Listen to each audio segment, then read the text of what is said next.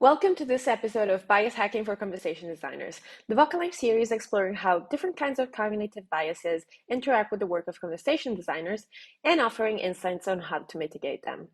Today, we'll be delving into so-called Ikea Effect. Starting from, what is the Ikea Effect? So according to the definition of the Decision Lab, the Ikea Effect, named after everyone's favorite Swedish furniture giant, describes how people tend to value an object more if they make or assemble it themselves.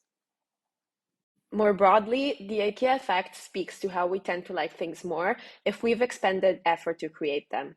So it really applies also to other businesses who charge you more for co-creating a product like Build-A-Bear, Nike, HelloFresh, and so on.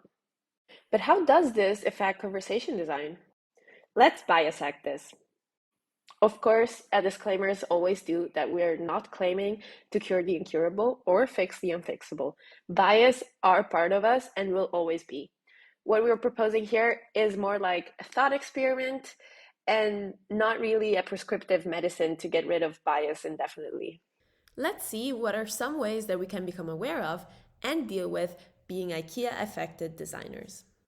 In a way, this first tip is related to the infamous sunk cost fallacy, meaning our tendency to continue with an endeavor we've invested money, effort, or time into, even if the current costs outweigh the benefits. So, this first tip is about trying to distance yourself from what you've worked on and created and be really honest about how helpful it is and whether it's worth continuing to pursue the project. Second tip is to invite others who are more detached from the project to give you feedback. The IKEA effect can also give us a skewed picture of how good a job we did on something that we worked hard on, making us overconfident. So grab your colleague, your PM, or really whoever you can find, and ask them to test something with little to no context on the efforts that have been put into it.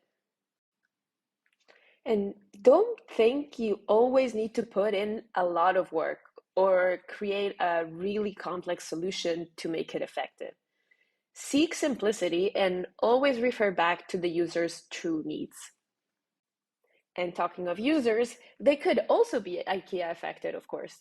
There are different ways you can work with or against the IKEA effect in your designs. For example, you could take advantage of it, making users feel part of the process, especially if you're expecting a rather long interaction.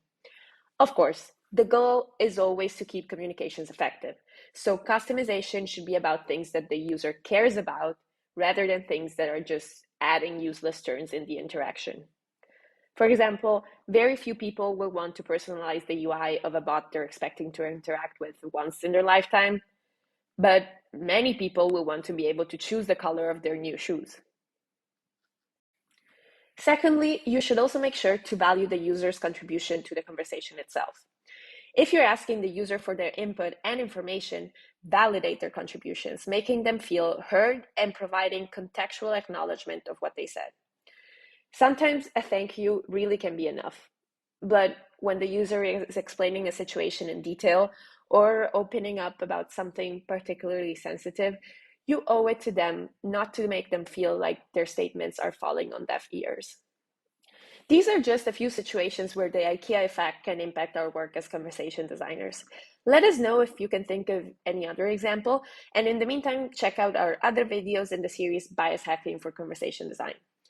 Bye, or should I say, bye yes for now.